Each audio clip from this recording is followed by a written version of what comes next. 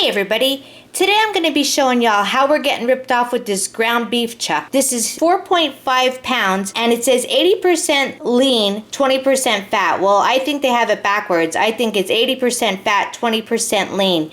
Now, depending on where you live, you're going to pay anywhere from $21 to $27 for a 4.5 pound. When I get done, I'm going to make my burgers. I'll show you how they look before they go in the oven, and I'll show you how they look when they come out of the oven. Now, I'm just going to be putting some steak seasoning in it, and this goes for Walmart, Redner's, everybody across the board. They're ripping us the fuck off. Okay, y'all, so when it was all said and done, I got 8 nice sized burgers here, 7 nice sized burgers here, and a little bit of fried ground meat here to make some vegetable soup. So now when I pop them all in the oven and when I get them out, we'll all see how they come out. Okay, y'all, so the burgers are done and here they are after they come out. This is totally disgusting. This is the size of burger after they come out. You saw what they look like before they went in, and they're calling this a family pack. These chains should be ashamed of themselves for what they're charging us for this shit.